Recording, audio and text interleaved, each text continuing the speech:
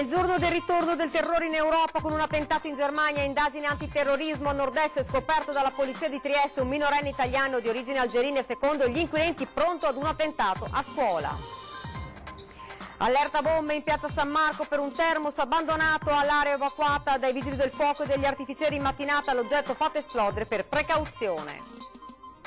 La denuncia shock dei genitori di Livio Cinetto, 16 anni, veronese, che nel 2012 si tolse la vita, fu vittima di bullismo, dicono. Dopo il fulmineo colpo dei ladri che hanno portato via 9 moto da 100.000 euro, la misura estrema dell'esasperato titolare di una concessionaria trevigiana. Tragedia sfiorata questa mattina poco prima dell'alba nella zona di Santa Marta, Venezia, dove un'auto è stata investita da un treno merci in manovra. Una giungla di regole, la stretta sulle norme di sicurezza e la burocrazia, tutto questo rischia di far sparire sagre e manifestazioni, l'appello del presidente veneto delle Pro Loco. Alle 13.05 rintocchi della campana della Torre Civica per ricordare il bombardamento di 74 anni fa, una spilla per tutti i presenti, stop alle bombe sui civili. Buonasera, ben ritrovati, edizione regionale dei notiziari di Antenna 3 Nord-Est. Lo avete dunque sentito dai titoli in primo piano questa sera: gli attentati avvenuti poco fa in Germania e un'operazione antiterrorismo. Infatti operazione a nord-est, proprio nel giorno in cui in Europa è tornato il terrore degli attentati, con il furgone piombato sulla folla a Münster in Germania, seminando morte e panico. Almeno 3 vittime e decine i feriti, un attacco che le autorità credono ormai quasi certo sia di matrice terroristica. Nel frattempo, come dicevamo, un'indagine della Polizia Postale su Instagram e chat tra Trieste e Udine ha permesso di bloccare un minorenne italiano di origine algerina radicalizzato. Secondo gli inquirenti era pronto ad un attentato a scuola. Sentiamo. Salve, come faccio a far passare una cintura esplosiva attraverso le porte automatiche?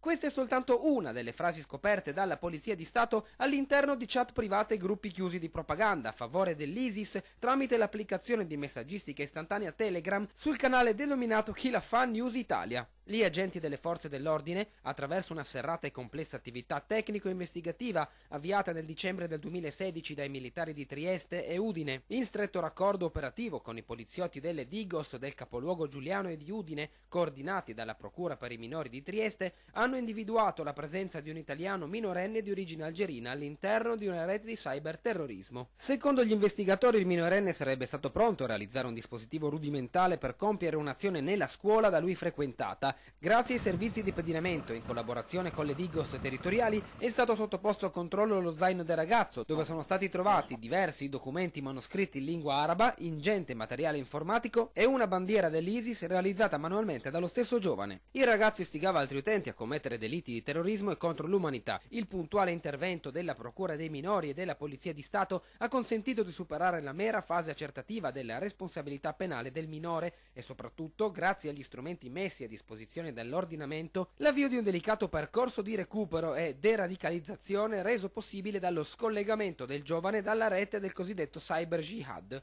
I poliziotti hanno constatato come all'interno del canale, risultato essere tra i principali veicoli della narrativa del califfato, venivano pubblicati messaggi di propaganda dello Stato islamico, originariamente prodotti in lingua araba dai diversi official media del califfato e tradotti in lingua italiana, rivolti in particolare ai cosiddetti lupi solitari presenti sul territorio nazionale. Per tale motivo all'indagato è stato contestato il reato previsto dall'articolo 414 per aver compiuto attività di proselitismo a favore dell'ISIS, mediante diffusione e traduzione di contenuti propagandistici sui predetti gruppi, aggravata dal fatto che veniva compiuta attraverso strumenti informatici e telematici. 15 anni, studente modello, il ragazzo ha dimostrato molta determinazione, ma al contempo ha avviato un percorso di collaborazione con le forze dell'ordine. Sentiamo. Non è data sapere l'area di residenza del minorenne denunciato per la diffusione di messaggi di propaganda all'ISIS attraverso Telegram. Le forze dell'ordine, per evitare che si possa risalire all'identità del giovane in quanto ancora non maggiorenne, si sono limitate a indicare che le attività del ragazzo si sono sviluppate nelle province di Udine e Trieste, compresa la presunta intenzione di mettere a punto un ordigno rudimentale da utilizzare a scopo terroristico nella scuola da lui frequentata. Secondo quanto emerge dagli investigatori sul profilo del ragazzo, si è delineata in lui una forte determinazione a svolgere un ruolo da leader e da punto di riferimento per tutti coloro che intendevano partecipare attivamente alla causa jihadista. A tal fine aveva creato un canale su Telegram dal titolo in arabo Stato Islamico Frontiera d'Europa, con circa 60 membri, affidando ai componenti del gruppo la traduzione in lingua spagnola, francese e italiana delle notizie da lui reperite, per diffonderle nel modo più capillare possibile. La condotta è risultata aggravata in quanto commessa attraverso strumenti informatici e telematici. Andando a fondo con le indagini, poi, la dirigente della polizia postale del compartimento di Trieste ha affermato che il ragazzo è seguito da un team di psicologi con cui sta collaborando. Proviene da una famiglia tranquilla che vive di onesto lavoro, che nulla si era accorta riguardo l'indirizzo che stava prendendo il giovane. Quando la famiglia si è trovata la polizia che andava a bussare alla porta, c'è stato un momento di sgomento, ha raccontato la dirigente della polizia postale. Il ragazzo all'inizio è stato molto tranquillo, si è dotato di una capacità di autocontrollo non indifferente, superiore anche alla sua età, ma poi ha capito che la sua ideologia e tutto quello che aveva fatto poteva ripercuotersi proprio sulla sua famiglia. Il giovane, per il grande amore che ha per i suoi cari, ha cercato prima di negare, poi si è reso collaborativo e proprio per questo aspetto gli agenti sono convinti di una deradicalizzazione del giovane. Ed ora sentiamo su questa vicenda il commento del direttore di Antenna 3, Luigi Bacialli.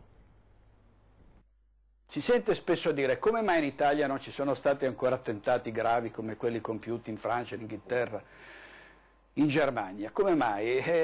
La spiegazione è proprio in questa storia del quindicenne che era collegato con le France più estreme dell'ISIS, che stava preparando forse un ordigno rudimentale da far scoppiare nella scuola che sta frequentando in Italia, un ragazzo italiano di origine algerina, figlio di una famiglia perfettamente integrata. Questo è l'identikit dei terroristi che hanno commesso attentati spaventosi, ricordo quello delle Ramblas a Barcellona, dove tra l'altro ci sono state vittime anche del Veneto.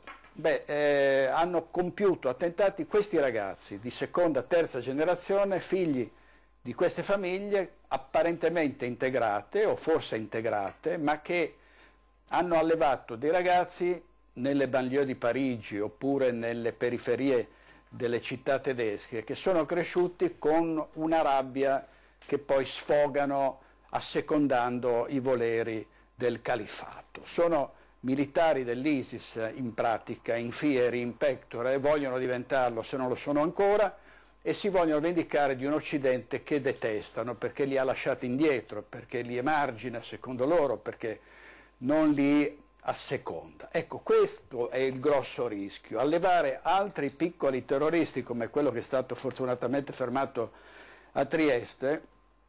E quando si dice bisogna limitare i flussi migratori, non ci si può sentir dire che si è xenofobi e razzisti. È una questione di una gravità sociale e culturale enorme. Il rischio è di formare anche qui delle favelas, delle zone, delle aree, anche non soltanto periferiche nelle nostre città, nei nostri paesi, che fanno crescere questi ragazzi che vogliono vendicarsi dell'Occidente, che non li ha sufficientemente esaudito i loro desideri e che li ha dal loro punto di vista schiacciati. Quindi questo bisogna evitare, altrimenti si formeranno questi gruppi come già è successo in altri paesi e non vengono da fuori, non sono dei foreign fighters, sono qui dentro, sono nelle nostre città. Ed è questo il pericolo che in ogni modo bisogna evitare se vogliamo che questi piccoli terroristi non crescano e non si diffondano sul territorio.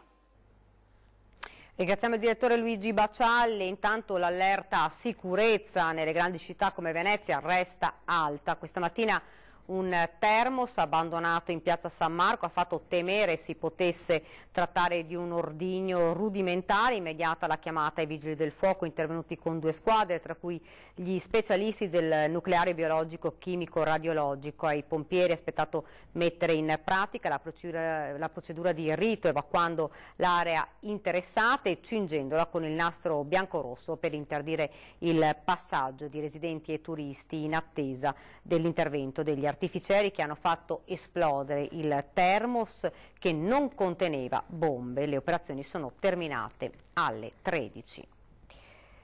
E cambiamo argomento, rimaniamo nella cronaca. 6 anni dopo il suicidio del figlio, i genitori raccontano: Livio si è tolto la vita perché vittima di bullismo.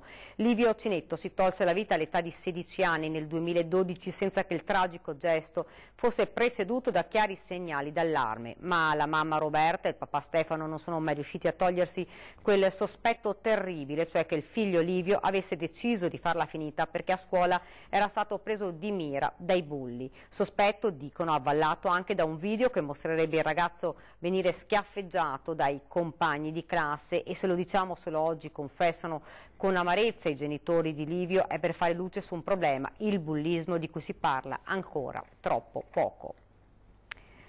Dopo il fulmineo colpo dei ladri l'altra notte, che hanno portato via 9 moto sferrando un colpo del valore di ben 100.000 euro alla concessionaria di Carbonera in provincia di Treviso, si mettono in atto le misure difensive, misure a dir poco pesanti. Si tira su un muro? Tiro sul muro, senti? Definitivo. Muro e sperando che tenga, purtroppo non posso fare altro. A mali estremi, estremi rimedi. Via la porta a vetri, semidistrutta, testimone muta della propria vulnerabilità. Al suo posto, dove per tamponare la ferita era stato messo questo portone in ferro, gli operai posano uno dopo l'altro pesanti mattoni in cemento, per tirar su una barriera che si spera possa opporre maggior resistenza contro gli attacchi esterni, come quello inferto l'altra notte dai ladri alla concessionaria Kawasaki della famiglia Rebuschi, nella zona industriale di Biban di Carbonera. I ladri, dopo aver scassinato e aperto il cancello, hanno sfondato la vetrata e sono entrati da qui, rubando 9 moto fra quelle presenti nel salone. Più che un furto, un vero e proprio blitz, studiato nei dettagli ed eseguito così velocemente da eludere tutte le contromisure. All'arrivo della polizia dei ladri non c'era più alcuna traccia, così come delle moto. L'allarme è scattato, circa in 5 minuti è arrivata prontamente la polizia, i carabinieri, la guardia giurata, siamo arrivati anche noi, però sono stati velocissimi, una cosa mai vista. Ingente il bottino, calcolato in circa 100.000 euro. Hanno preso delle moto molto costose, tipo la Ninja H2 SX nuova, un SX, delle moto anche purtroppo nuove che dovevamo consegnare oggi ai clienti. Il sospetto fondato è che la banda abbia agito a colpo sicuro. Io avevo messo su Facebook l'arrivo di questa nuova moto, probabilmente da là hanno capito che c'era, però dalla dinamica si capisce che era premeditato, perché hanno preparato le vie di fuga dai campi dietro qui alla zona industriale, non sono andati per strada sostanzialmente, poi hanno caricato dopo le moto. Fuori del negozio è tutto un via vai di clienti e motociclisti che commentano esterrefatti. Dentro i titolari si danno da fare tra sorpresa e sconforto, ma anche con la voglia di andare avanti, tenendo alta la guardia. Adesso stiamo murando, intanto togliamo la vetrina, facciamo un muro armato, avevamo le telecamere interne, protezioni, e faremo anche all'esterno adesso delle nuove protezioni, non lo so neanch'io perché alle volte ci viene solo sconforto. Ci spostiamo nel veneziano, tragedia sfiorata questa mattina poco prima dell'alba in zona di Santa Marta, dove un'auto è stata investita da un treno merci in manovra. Si è temuto il peggio stamani a Venezia quando poco prima dell'alba un'auto è stata investita da un treno merci in manovra. L'incidente è accaduto nella zona di servizio della stazione di Venezia Santa Marta, dove si sono subito precipitati i vigili del fuoco. Se l'è vista brutta un dipendente delle ferrovie che in quel momento a bordo della sua auto stava attraversando il passaggio per andare a parcheggiare in una zona riservata. È in quel momento che il treno in manovra ha investito l'auto distruggendola. Per l'uomo al volante fortunatamente solo ferite lievi medicate al pronto soccorso dell'ospedale di Mestre. I vigili del fuoco hanno assicurato la sicurezza del personale ferroviario nelle operazioni di disincastro dell'auto che nell'incidente ha perso carburante. Rimesso sui binari anche il vagone che in conseguenza dello scontro era uscito dalle rotaie. Le operazioni di soccorso dei vigili del fuoco sono terminate intorno alle 8 e per i rilievi di legge hanno operato gli uomini della Polfer. Scivola nel canale e salvata dai vigili del fuoco, è successo questa mattina nella zona industriale di Paludi di Alpago, protagonista della disavventura una donna avvistata da alcuni passanti nel corso d'acqua. I pompieri di Belluno, accorsi con il personale SAF, Speleo Alpino Fluviale e una squadra dei vigili volontari del distaccamento di Pieve d'Alpago sono riusciti a recuperarla e metterla in salvo, subito presa in cura dal personale del SUEM 118, intervenuti con l'elicottero per essere poi trasportata all'ospedale San Martino di Belluno. Crack BPV, il sottosegretario Baretta fa sapere da Mestre che il governo procederà con l'attuazione del fondo per i risparmiatori danneggiati. Sentiamo. Risparmiatori allo sfascio finanziario. Dopo il terremoto BPV, il governo procede sulla strada del ristoro per le vittime del crack. È il sottosegretario Pierpaolo Baretta ad annunciare da Mestre, durante un incontro con le associazioni per la tutela del risparmio, che il governo intende procedere e ha piena facoltà per farlo. Pur essendo dimissionario e dunque attivo solo per gli affari correnti, può emanare i decreti attuativi come quello necessario per attivare il fondo. E questo, fa sapere Baretta, senza inserire troppi vincoli per consentire a chiunque di presentare domanda e dimostrare di aver subito un danno ingiusto. Sarà poi l'arbitro dell'ANAC a valutare il rimborso sulla base del danno accertato. Se questa impostazione verrà confermata, l'accesso al fondo sarà libero. Ed ora ci fermiamo un attimo per una piccola pausa pubblicitaria.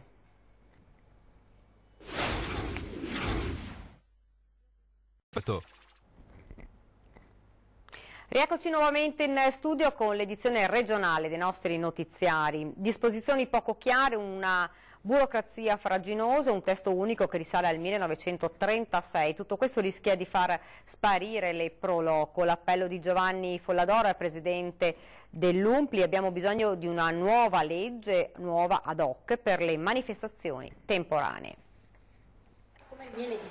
Una vera giungla di disposizioni normative che risalgono ad un testo unico datato 1936. Norme poco chiare che stanno mettendo in crisi le pro loco. Il risultato è evidente: molte manifestazioni, sagre e feste popolari rischiano di sparire. Nell'ultimo periodo qualcuno ha scelto di non organizzare le tradizionali feste del paese per evitare di incappare in una burocrazia farraginosa. Abbiamo applicazioni non chiare che sono diverse da provincia a provincia, da comune a comune, una confusione totale. Noi abbiamo fatto adesso, in occasione del 4 marzo delle elezioni politiche che ci sono state, un appello a tutti i candidati perché venga fatta una legge ad hoc sulle manifestazioni temporanee. Dopo 80 anni c'è bisogno di una legge nuova e soprattutto chiara. Per questo, continua il Presidente, ci stiamo battendo. Non è possibile mettere sullo stesso piano manifestazioni con 100 cittadini con quelle dove partecipano invece 10.000 persone. Delle norme soprattutto poi applicabili.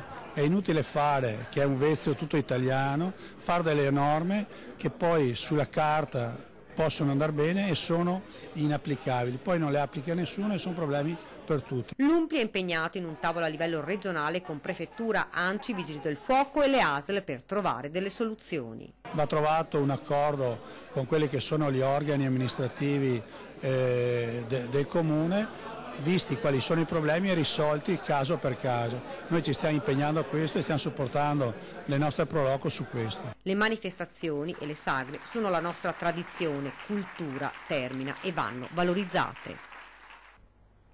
Dopo la ressa indescrivibile di Pasqua, Cafarsetti corre ai ripari e studia un nuovo sistema di gestione dei flussi turistici in centro storico per il 1° maggio. Chiudere il ponte di Calatrava e il ponte degli Scalzi per deviare i flussi turistici da Strada Nuova ai sestieri di Santa Croce, San Polo ed Orsoduro. È una delle ipotesi su cui sta ragionando l'amministrazione comunale in vista del 1° maggio, quando Cafarsetti attiverà una sperimentazione per evitare il ripetersi delle resse insostenibili viste durante il weekend pasquale. Stiamo preparando un bel progetto, spiega il sindaco Luigi Brugnaro, ma qualunque soluzione in questo momento è soltanto un tampone.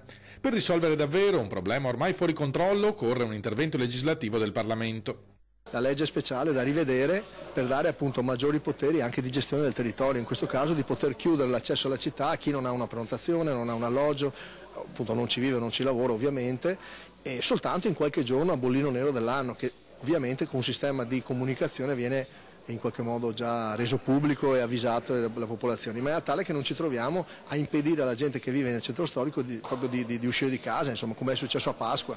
La promessa di una nuova legge speciale che accolga le richieste di comune e città metropolitana era stata formulata in campagna elettorale da tutti i candidati del centrodestra ed è stata confermata nelle scorse ore dalla neopresidente del Senato Maria Elisabetta Casellati durante la sua visita veneziana. Qualunque sia il nuovo esecutivo, assicura Brugnaro, collaboreremo come sempre abbiamo fatto con spirito filogovernativo per trovare soluzioni condivise ai problemi che affliggono la città. I problemi che conosciamo bene, che sappiamo essere ormai hanno raggiunto un punto francamente di non ritorno e dobbiamo tutti chiedere di risolvere. Con una collaborazione generale senza puntare il dito sempre a qualche responsabile che non si capisce, è che la situazione di Venezia spesso non viene spiegata. Lo vorremmo fare, lo faremo in maniera sempre molto equilibrata, sempre filogovernativa, come abbiamo fatto fino adesso, ma molto unita, tutti insieme. Oggi 7 aprile Treviso ha ricordato il bombardamento del 1944 che distrusse la città, lo ha fatto con diversi momenti, il più emozionante con la cerimonia in Piazza dei Signori. Vediamo.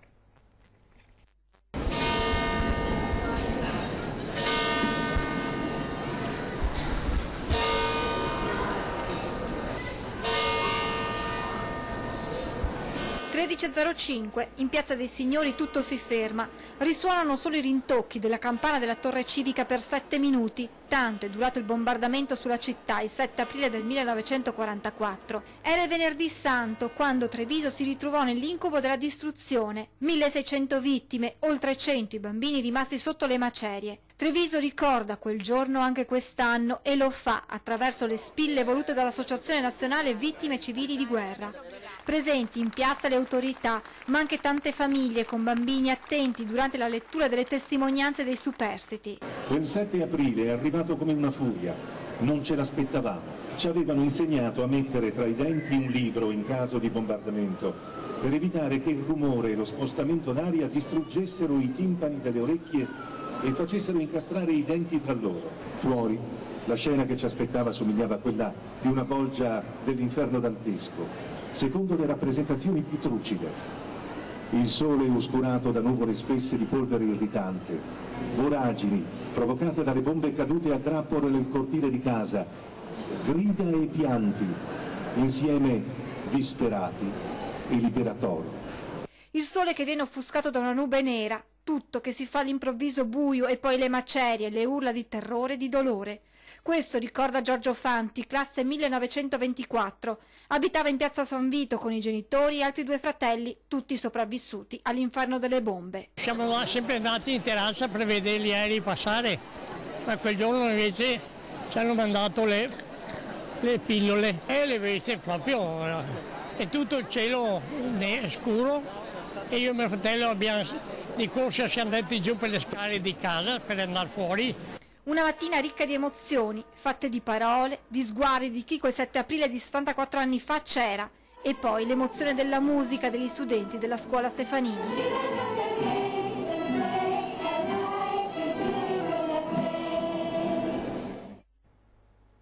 Ed è davvero tutto per questa edizione del nostro telegiornale, vi lascio alle previsioni del tempo. Grazie davvero per averci seguito, buona serata.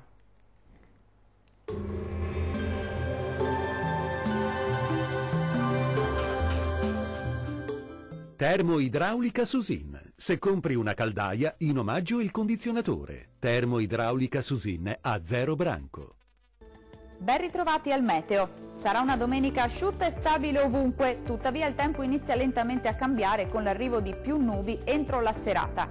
Sul Veneto sarà per lo più soleggiato, sia pure con il cielo che si presenterà irregolarmente nuvoloso. In serata aumentano le nubi, specie sui settori occidentali, con qualche debole fenomeno associato. Le temperature minime saranno comprese tra 5 e 9 gradi, valori massimi invece oscillanti tra 15 e 18 gradi circa. Tempo asciutto anche sul Friuli Venezia Giulia, la giornata sarà all'insegna del sole prevalente un po' su tutti i settori della nostra regione. Il cielo si presenterà infatti poco o parzialmente nuvoloso, più nubi col passare delle ore ma innocue. Le temperature minime saranno comprese tra 7 e 9 gradi, valori massimi invece compresi tra 16 e 19 gradi. Raggiungiamo infine il Trentino Alto Adige, qualche nube in più al mattino sui settori meridionali ma senza fenomeni degni di nota. Ampio soleggiamento altrove con cielo che si presenterà al massimo poco nuvoloso, tanto sole altrove.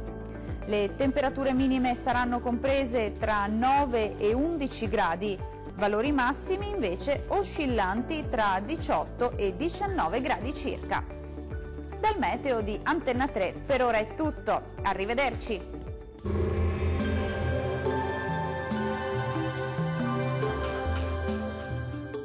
Termoidraulica Susin. Se compri una caldaia, in omaggio il condizionatore. Termoidraulica Susin a 0 branco.